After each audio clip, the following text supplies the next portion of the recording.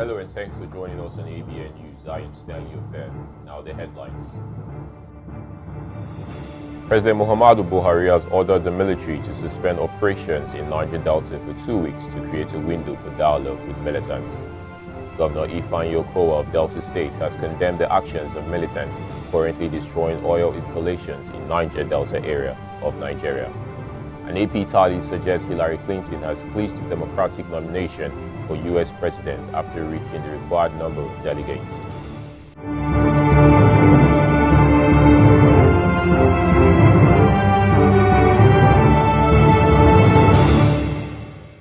Now the news in full.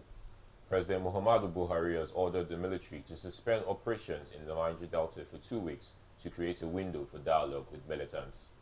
Minister of State for Petroleum, Dr. Ibe Kachiku, disclosed this in Abuja yesterday.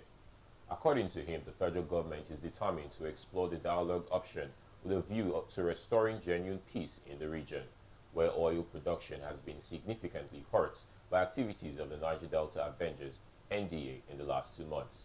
This is coming as more oil companies in the Niger Delta have reviewed their operations following continued bombing of their facilities in Delta and Bayelsa states. Senate President Bukola Saraki yesterday disclosed that the nation's upper legislative chamber will come up with a new and more comprehensive electoral amendment law before the end of 2016. Saraki said this during a one-day retreat of the Senate Committee on Electoral Matters and also hinted that Nigerians living abroad may be accommodated in the new electoral amendments. The Senate President further stated that lawmakers may review the role of security agencies in the conduct of elections as part of ways of checking their excesses. He frowned at the recent cases of inconclusive elections held in various parts of the country. On his part, the Deputy Senate President Ike Ekweremadu called for early and direct primaries by political parties to make the nation's electoral process more credible and deepen our democracy. Senator Ekweremadu said late conduct of primaries by political parties, owing mainly to constitutional restrictions, pose serious challenges to the electoral system, while the party's penchant for indirect primaries had undermined internal democracy in the political parties. Governor Ifeanyi Okowa of the Delta State last week paid an inspection visit to the failed portions of the Warri-Sapele Highway where reconstruction is currently going on. The governor also commissioned the first phase of Jedo-Ogotan Road construction of access road to Eagle Heights University, Omadino. Our correspondent, Timi Otikiri, who was there, files in the report. Commuters of the Warri-Sapele Highway, which links Delta and Edo states, will soon heave a sigh of relief as the failed portions of the road is almost completed as a result of speedy work by the contractors. Speaking with journalists, the Delta State Commissioner for Transport, Mr. Vincent Udwan, gave kudos to the governor for taking the bull without any intervention from the federal government. First and foremost, thank God Almighty for giving the direction to His Excellency that this road should be fixed, not waiting for the federal government intervention, because from all indication, as a member of ESCO, I know how long it took the governor to always say that the federal government will face this road. But the more we wait, the more the road was going bad. And in his own wisdom, he decided at the point that it's not only Deltans, other Nigerians equally uses this road, that there's the urgent need for him to fix the road. And here we are today. I must commend his effort. He has done very well, coming to the rescue of Deltans. The Transport Commissioner also advised road users to drive with caution in order to curb the rate of accidents on the road. I must say that the big trucks that are using this road, they should respect the rules as it concerns road usage, because from all indication recently we come to understand that majorly, especially these Dangote trucks, what they are doing on our road is very terrible. The speed at which they fly and the accident that they've created over the years, especially since our resumption, I think is so alarming. They should caution themselves in the usage of our roads. We cannot stop them from using federal government road. Even state road, we cannot stop them. But there's need to drive with caution. There's need to take into consideration all that it takes to be accident-free. This is very key. The governor thereafter proceeded to inspect the Shagwalo-Ubeji Road, also currently under construction. At the site, the contractor handling the project explained the different phases of the construction to Dr. Okowa. Dr. Ifeanyi Okowa rounded off his project inspection tour at the overlay of the Jedo-Uwaton Road construction and access. Dr. Ifeanyi Okowa rounded off his project inspection tour at the overlay of the Jedo-Uwaton Road construction and construction of access roads to Eagle Heights University, Omadino, where he commissioned the first phase of the project. Governor Okowa thanks God and the good people of Delta State for the completion of the first phase of the project. He also appreciated the host community for the peaceful disposition while the project was ongoing. To find money somehow, somewhere to start the project. I must thank God that the first 10 kilometers has been completed. I've inspected this project before and I'm glad that it is presented to the state for commissioning. I want to congratulate the people of Okwe.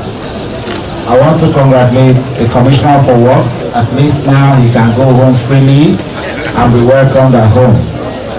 But more importantly, I want to congratulate and thank Obako Engineering Limited for the good work.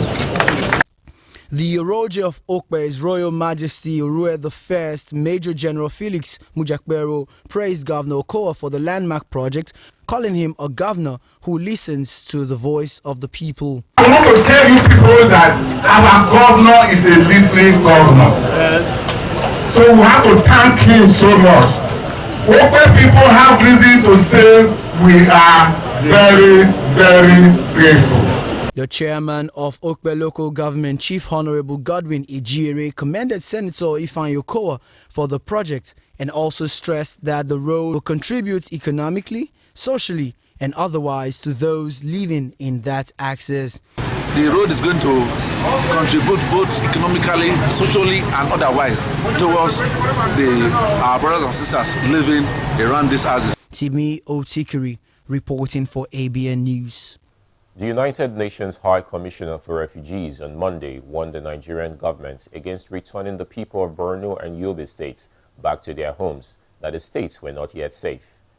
UNHRC Regional Representative for West Africa and Regional Coordinator for the Nigerian situation, Liz Ahua, said this in Abuja at the Lake Chad Basin Regional Protection Dialogue for the victims of Boko Haram insurgency. She said that Nigeria alone has about 3.5 million IDPs, and host communities which live in areas of Borno and Yobe states are still largely inaccessible to humanitarian actors.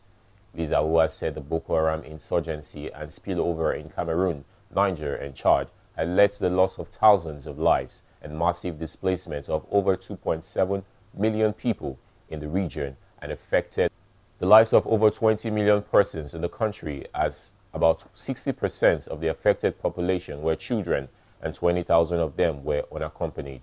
She expressed joy over the success achieved by the military operations that have brought back a number of areas occupied by the insurgents in the northeastern Nigerian government control. Governor Ifeanyi Okowa of Delta State has condemned the actions of militants currently destroying oil installations in the Niger Delta area of Nigeria. Governor Okowa made the statement at the commissioning of the first phase of the overlay of the Jedo-Uwaton Road construction of access roads to Eagle Heights University, Omadino. The governor, whose state is one of those in the Niger Delta seriously affected by militant activities, said the actions of the militants is not in the best interest of the state and the nation at large. I want to appeal to all our brothers who are involved in one manner or the other with the vandalization of our pipelines and oil facilities. So please stop that process, and that it is better for us to find more appropriate ways of engaging with the federal government, so that we do that the government, under my watch, will continue to remain focused. He also encouraged those aggrieved to seek better ways of making their grievances known to the government, as taking laws into their hands is not a good way to make a point. Governor Kowa used this opportunity to lead the Deltans to give the state government more time to fulfill the promises made to them, as they are aware of the socio-economic challenges the people of the state are currently passing through.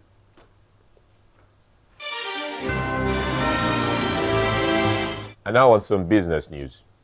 According to foreign exchange traders, the Naira dropped against the United States dollar at the parallel market from 355 Naira on Friday to 357 on Monday. Analysts and traders linked to the drop to the mounting fears among traders and investors over the flexible exchange rate policy proposed by the Central Bank of Nigeria.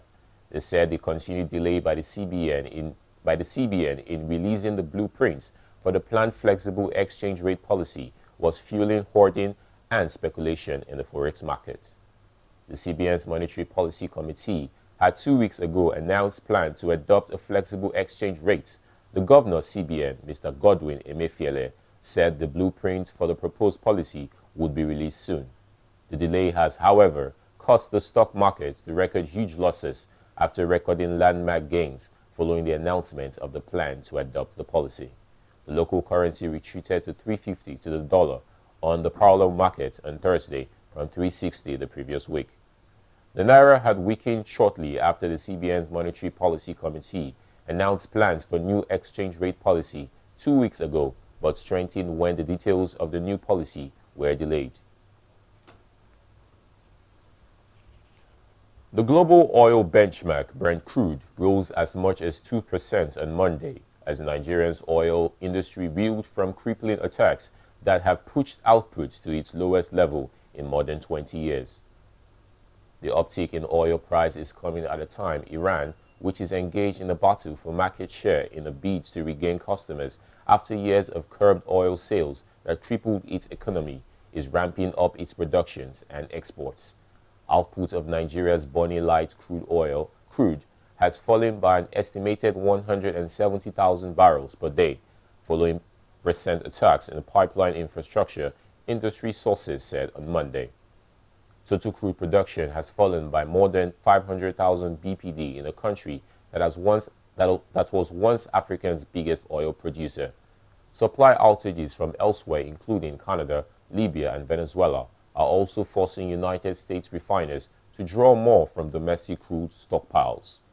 Brent, against which Nigeria's oil is priced, stood at $50.32 a barrel by 6:50 p.m. on Monday, after reaching a session peak of $50.83, the highest since November. On Friday alone, militants staged 3 attacks in Nigeria's Niger Delta, promising to cut output to zero. The Abuja Chamber of Commerce and Industry on Monday blamed the massive retrenchment in the banking sector on the implementation of the Treasury's single account. The Chamber, while reacting to the gale of job losses in the banks in recent times, called on the federal government to come up with measures to assist the financial institutions rather than directing them to stop firing their workers. Ecobank Nigeria had last week sacked over 1,040 of its employees, while Diamond Bank PLC also retrenched over 200 members of its workforce. In the same vein, FBN Holdings, the parent company of First Bank of Nigeria Limited, recently said it would prune the number of its employees by 1,000. As a result of the development, the Minister of Labour and Productivity, Dr. Chris Ngige, had on Friday directed the banks to stop the retrenchment exercise. The minister further directed that all retrenchments done in the past 4 months should be put on hold pending the outcome of a proposed stakeholder summit for employers and employees of the banking, insurance, and financial institutions scheduled for the first week of July. And now from stories around Africa. 1 man was killed and 6 others injured when Kenyan police opened fire on anti-government protesters in the western city of Kisumu. Violence occurred as the opposition CORD resumed weekly protests demanding that the country's electoral body quits before next year's elections. Major roads in the west city of Kisumu have been blocked with the burning tires and stones Monday morning. Police and demonstrators have reportedly clashed during the protests that have been organized on an almost weekly basis since late April by the opposition, which accuses the Independent Electoral and Boundaries Commission (EIBC) of bias. The opposition have demanded dialogue on reforming the EIBC. We'll go on a short break. More stories when we return. Stay with us. Hello, I'm Shegun Mana, and we believe that entrepreneurship is something we must develop in Africa and indeed the developing economies of the world. That is why we have this program called Let's Talk Business on this station. Worthy to watch because we sit down with entrepreneurs and they encourage you on how to develop your own entrepreneurship business. Keep watching Let's Talk Business on this station.